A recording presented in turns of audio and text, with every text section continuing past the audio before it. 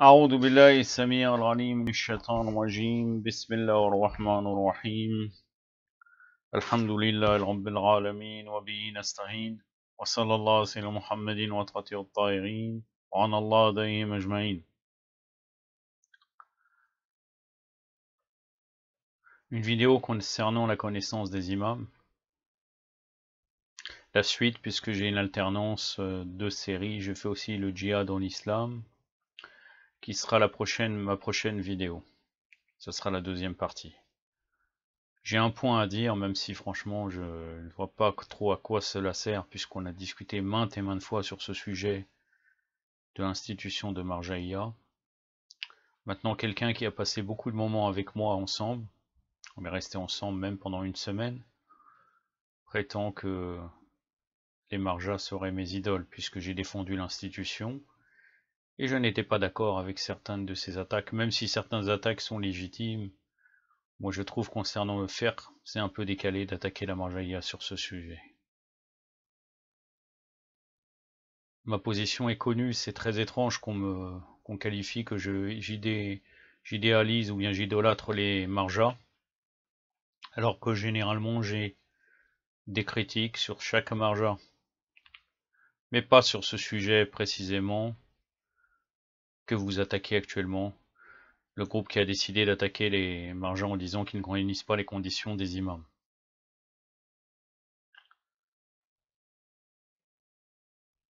C'est vos paroles, moi-même pourquoi je fais des vidéos, bon, quelqu'un va me dire, puisqu'il y a quelqu'un qui m'a insulté en disant que ça ne l'intéresse pas, c'est une bonne méthode de dire que ça n'intéresse pas du tout euh, ce sujet de polémique avec des attaques. Bon, c'est vrai que j'ai fait personnel qui peut-être je n'aurais pas dû le faire en public. Il est fou de me qualifier comme quoi j'idéalise les ulama. Et d'ailleurs, en vérité, même s'ils veulent nous faire croire cela, très peu de gens idéalisent. On peut critiquer éventuellement le fait qu'il y aurait des photos un peu partout. C'est vrai que là où on met pas les photos d'un roi ou bien d'un président ou autre chose, maintenant, il y a les photos des marjas et des relamas. Mais c'est une chose qui vient surtout des gens de l'Orient. Sinon, je reviens encore une fois pour dire que les athlètes concernent uniquement le faire et non pas la croyance. Donc en quoi quelqu'un qui n'aurait pas les capacités d'étudier, en quoi, où il est le mal qui revient à Risala? Et c'est très facile de dire que tel ou tel fatwa ne viendrait pas du fiqh, des hadiths, car on n'a pas étudié les livres de fiqh istidlali avec les preuves, avec les hadiths. Et encore une fois, je vous répète, et je terminerai là car ça ne sert à rien encore une fois, car on discute vraiment dans le vide, peut-être 95% des fatwas de nos ulama vient des hadiths. Tout ce qui concerne les ibadat et tout ce qui concerne une bonne partie des muamalat, sauf pour les choses nouvelles.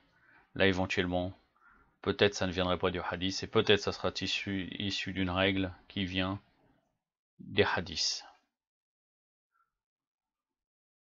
Si quelqu'un veut attaquer les marjas, pourrait les attaquer éventuellement sur certaines affaires qui ne sont pas du domaine du fiqh. Je vais m'arrêter là, mais quelqu'un, vraiment c'est bas de dire comme quoi j'idéalise les ulama, alors que franchement, cette personne-là, c'est très bien, a eu maintes et maintes fois l'occasion de discuter avec moi. Allah kulli hal, Allah musta'an. Donc, je ne parlerai plus de ce sujet-là, ça sert strictement à rien, et même je commenterai plus sur Facebook. J'ai fait une vidéo sur l'autorité du faqih. Ceux qui sont pas d'accord, ils ont qu'à répondre, au lieu d'insulter et de se moquer. Donc nous sommes au chapitre 43 d'Al-Kafi, Usul Al-Kafi, le tome 2. Donc Kitab al-Hujja.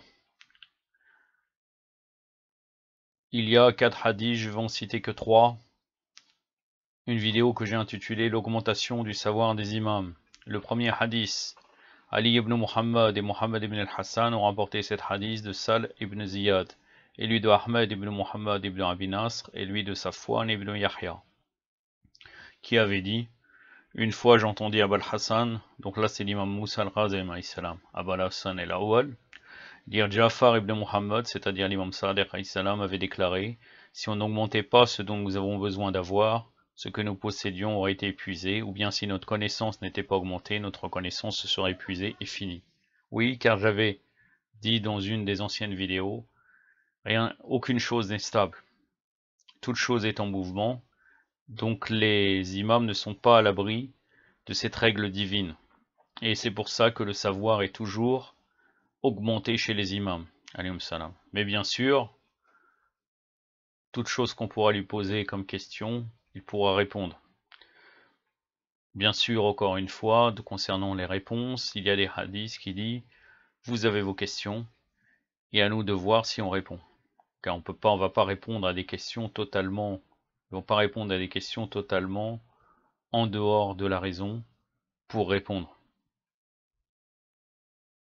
Comme par exemple, Sa'd ibn Abi Waqqas, La'natullah alayhi, qui avait dit à l'imam Ali, quand il avait dit au Majid al-Kufa, Saloni qabla aftaqiduni, interrogez-moi avant de me perdre, il avait dit à l'imam Ali alayhi salam, Sa'd ibn Abi Waqqas, Ya Amir al-Mu'minin, combien j'ai de poils dans la barbe?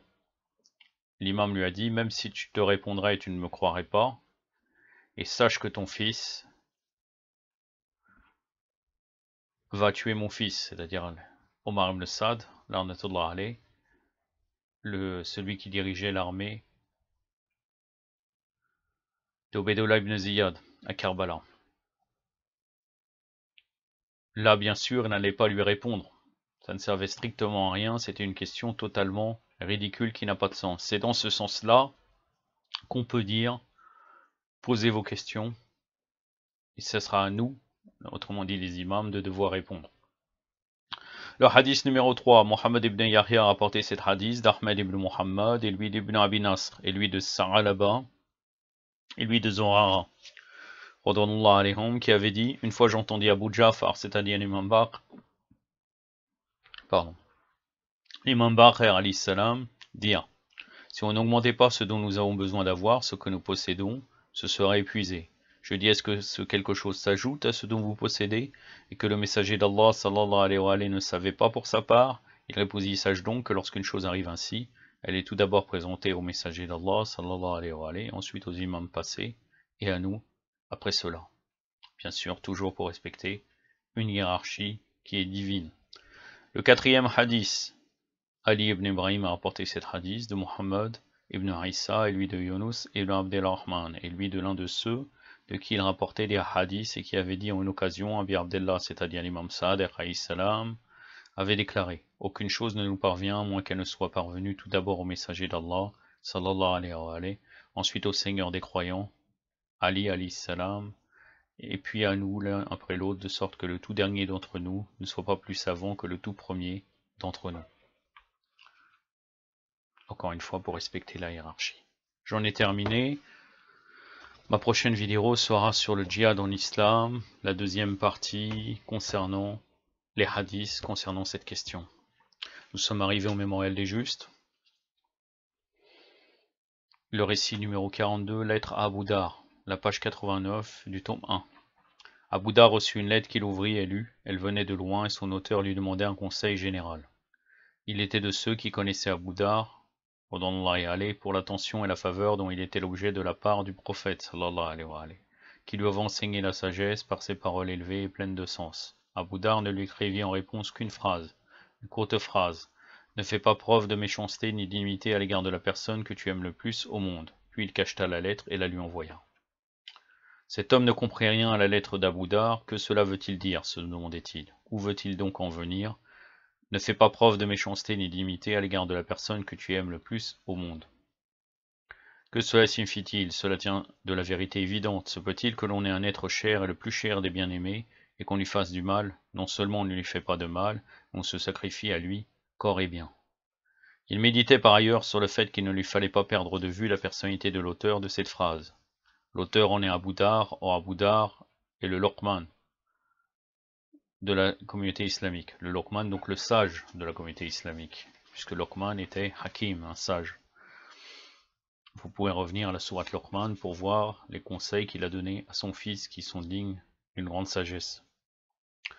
Or, Abu Dar est le Luqman de la communauté islamique et il raisonne dans la sagesse. Je n'ai d'autre recours que de lui demander des explications. Il écrivit donc une seconde lettre à Abu Dar, lui demandant des éclaircissements. Abu Dar lui écrivit en réponse: par le plus adoré et le plus cher des êtres pour toi, j'entends toi-même et personne d'autre. Tu t'aimes toi-même plus que tout être au monde. Et si j'ai dit: ne fais pas preuve d'inimité à l'égard du plus cher de tes bien-aimés, cela signifie: ne fais pas acte d'hostilité contre toi-même. Ne sais-tu donc pas que toute transgression, tout péché que commet l'homme l'unit directement à lui-même, et que c'est à lui qu'est porté préjudice. Allahumma salli ala Muhammad wa ali Muhammad. نقتفي بهذا القدر وصلى الله على سيدنا محمد وعلى آله الطاهرين والسلام عليكم ورحمة الله.